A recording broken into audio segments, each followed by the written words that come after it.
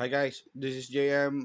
Quick unboxing lang tayo tsaka tutorial kung how to operate the SCCD wireless shot timer. So ito yung box pagka bubili kayo and pre-open it. Meron tayong stoplight, the stoplight assembly, console, and antenna. Tabilan natin itong box. So kung mapapansin nyo medyo ano yan. This is the rubber damper or rubber protector na just to prevent kasi 3D printed to. So, pero PETG to, medyo resist siya sa heat and outdoor tsaka sa impact. Pero syempre, just to make sure na hindi natin basa-basa mababasag, I also included a rubber protector. So, just insert it sa harap. Hindi naman kailangan sa likod kasi hindi naman natatamaan doon. So, just to make sure na hindi matatamaan ng unwanted BBs during the practice. So, tabi muna natin yan. So how to install the stop plate? It's very simple. Uh, Loosen na natin tong threaded or yung Allen screw until wala tayong makikitang threaded part ng screw dito sa side na yan. And then we can insert this stop plate na yung magnet na sa likod. And then flip down. And we can install back the washer and the nut.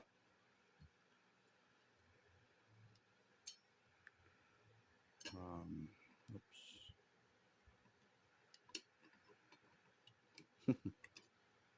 Magnetize pa. Anyway.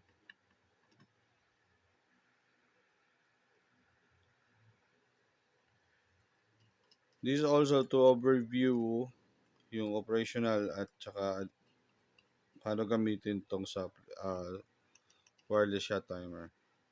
So you can adjust the positioning of the stop plate kung saan hindi siya natutumba ng kusa. So if we get that kind of alignment, pwede na natin siyang i-lock doon sa nut. And also we have the antenna and we have the uh, gold plated threaded part here na siya na lang naman na pwede mong paglalagyan and then we can bend. So discuss muna natin tong stoplight, wireless stoplight. So yung stoplight has a battery monitoring uh, device. So if you press the start the test button, it will indicate what percentage of the battery na laman ng battery natin dito sa stoplight kasi may internal battery yan. And we have also the power button, 0 for the off and 1 is on. And we have the charging port or the charging port type C. So, basic lang naman. Itong stoplight assembly na to, nabibili to sa Shopee. So, alam ko kung kayo familiar na sa practical shooting, maybe some of you already bought this kind of stoplight. So, simple to install lang naman.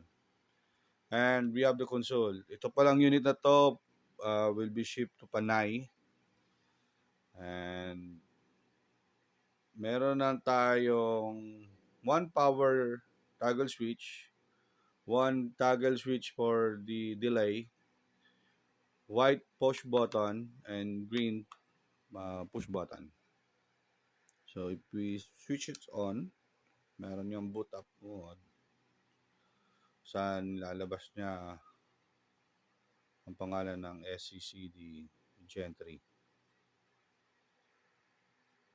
Okay. So ang boot up display niya is or yung front display niya is make ready. Ibig sabihin ready na to get your time. So meron niyang battery monitoring or battery bar.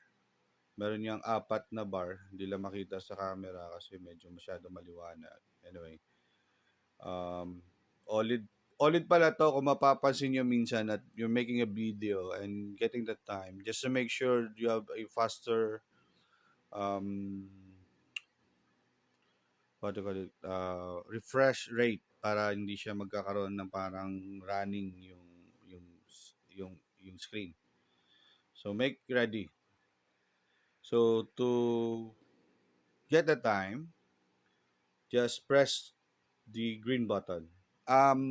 Pag-press pala ng start button or yung green button, you need to press it. Kasi this device has a power saving mode. Ngayon, habang hindi natin siya ginagamit, it conserve power. So when you just press na half press lang or a slight press lang, it will not start. So you need to press at least 1 seconds. So if you press the start button, ngayon naka-random on tayo. Ibig sabihin, if you press the start button, it will, or the delay, naka-switch yung delay, it will make a delay. It has a 3 seconds default delay, and then the fourth and fifth and sixth seconds are random. So kung mapansin nyo kanina, nag-start siya ng 5. So kung mapapansin nyo dito, may connection status, that is X. Ibig sabihin, pag naka-X yan, naka-off yung stoplight nyo. So let's try to switch on the stoplight. Narinig nyo yung click? Ngayon, naka-on na siya, so may connection na siya. So pagka naka-off, off natin. Tayo natin i-off. Yun, naka-X siya. So pag sinetch natin on again, yun, naka-on siya. So that is the connection status.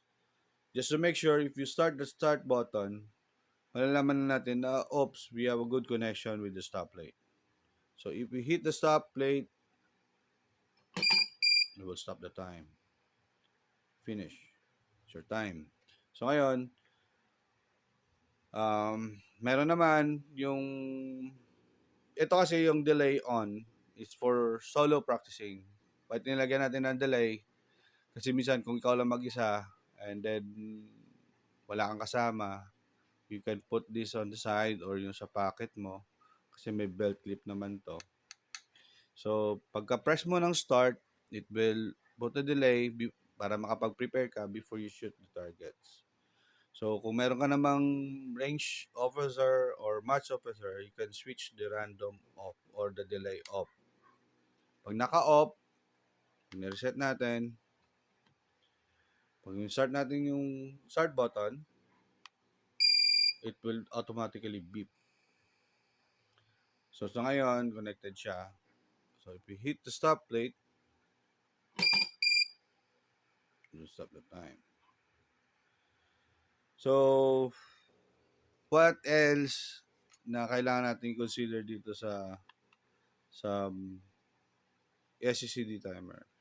The SCCD timer also has the wireless tablet also has a power saving mode. So pag hindi mo siya ginagamit, it's better naka-down position siya kasi naka-power saving mode yan. So once we put it on the upper position, it will switch on also or off the power saving mode.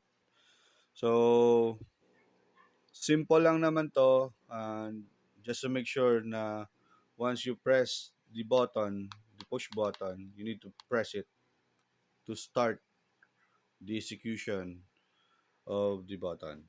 So let's try again. Press start, make ready, firing. And then if we hit the stoplight, we'll stop the time. So during na nasa range na, mas maganda gamitin natin tong rubber protector made of rubber. So anyway, it has also a puttings para just to make sure na meron siyang steadiness doon sa ano. So that rubber protector protects your 3D enclosure sa stoplight. Also, this console is a 3D printed. So kung mapapansin nyo, it has also some seal on the screw for warranty purposes as well as on the stoplight. So please don't attempt to open it to para nandun pa rin kayo sa warranty. And I guarantee a 1 year warranty for the service or any defect, and I will replace or repair your device. So, if any questions regarding how to operate, if I haven't discussed anything yet, anything else, I believe I already discussed. This one also has a charging port Type C. Kung malobat to, pag chinarge mo, wala kang indicator kung full charge na siya. You need to switch on the ACCD or the console para malaman mo kung ilang bars na siya. Same thing dito, ganun din. Pag na-charge mo to, just from time to time press the test button. Don't worry, ang charging module nito as a protection. It will stop charging at maximum battery capacity of 4.2 volts. So, just make sure na meron tong protection system for overcharging. So, huwag nyo namang i-overnight. Sobra-sobra naman yun. Just to make sure a good charger can charge this device for 2.5 hours for full charge, I think. So anyway, if you have other questions, just let me know. Thank you.